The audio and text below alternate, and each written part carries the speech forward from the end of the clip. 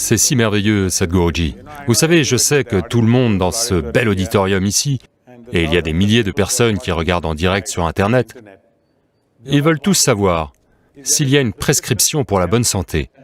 La spiritualité, le yoga, la méditation.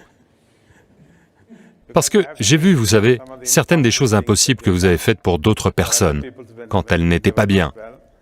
Mais plus important encore, quand votre santé s'est détériorée, aucun médecin ni aucun dictionnaire médical n'a jamais pu directement identifier ce que c'était. Donc y a-t-il quelque chose d'autre pour rester en bonne santé? J'ai lu dans le livre, Arundhati l'a magnifiquement écrit dans votre biographie, elle a dit que vous êtes un mystique. Vous savez, avoir une maladie non diagnostiquée et ensuite la guérir, voyez-vous, j'espère que vous avez tous la même question concernant votre santé. Vous voulez rester en bonne santé, non? Et je sais que tous ceux qui nous regardent aujourd'hui, ils veulent savoir. Dr Reddy n'a jamais posé cette question.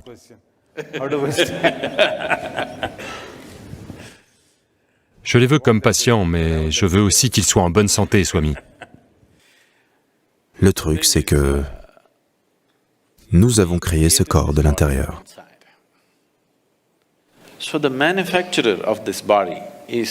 Donc le fabricant de ce corps est à l'intérieur.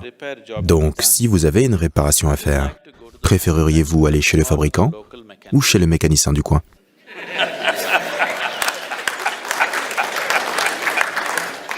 Si vous y aviez accès, vous aimeriez aller chez le fabricant. Si vous avez perdu l'accès, vous irez chez le bricoleur du coin pour faire ceci ou cela. Si la science médicale telle qu'on la connaît n'existait pas, je dirais que la moitié des gens seraient morts maintenant, ici, dans cette audience. Oui.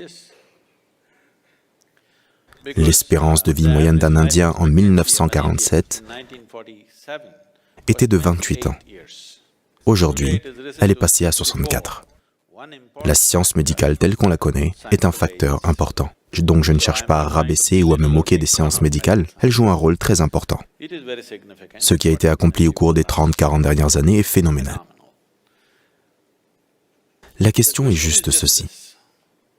Si vous aviez accès à la source de ce qui crée ce corps, à coup sûr, tous les problèmes que vous générez dans le corps pourraient être traités. Maintenant, il y a deux types de maladies, les infectieuses et les chroniques. Les maladies infectieuses nous arrivent à cause d'une invasion externe, par un organisme. Vous devez aller chez le médecin. N'essayez pas de méditer sur ça.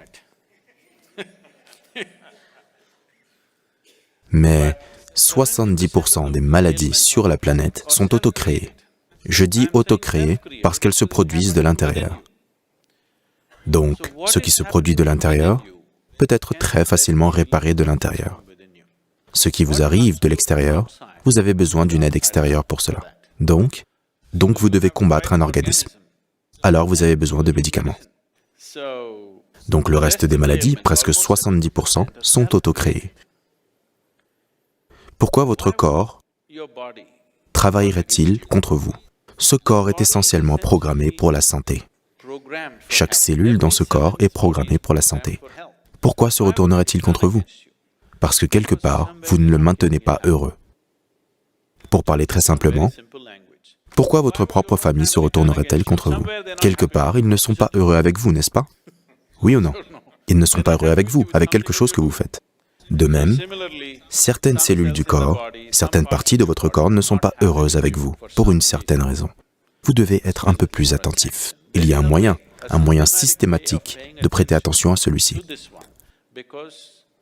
Parce que tout dans ce corps a été créé de l'intérieur. Quand c'est ainsi, ne peut-il pas se réparer de l'intérieur? Donc ce n'est pas un miracle. Je veux que les gens comprennent, ce n'est pas un miracle. Ce qui est un miracle, c'est... Supposez que vous ne savez pas ce qu'est l'électricité. Je viens ici et j'appuie juste sur cette partie du mur et les lumières s'allument. Qui pensez-vous que je suis? Supposez, vous savez, il y a 1000 ans, si j'avais un téléphone portable, j'aurais simplement pu sortir le téléphone et parler à quelqu'un en Amérique. Vous penseriez que je suis Dieu, n'est-ce pas? Donc ce qui est un miracle, c'est ce que vous ne comprenez pas. ce qui ne rentre pas dans le cadre de votre perception logique, vous semble miraculeux. Au fur et à mesure que votre logique évolue, tant de choses qui étaient miraculeuses il y a 100 ans sont des choses normales dans notre vie quotidienne aujourd'hui, n'est-ce pas? N'est-ce pas? Donc ce n'est pas un miracle, c'est juste une compréhension plus profonde de la manière dont vous êtes construit. Donc c'est quelque chose auquel nous devons prêter attention.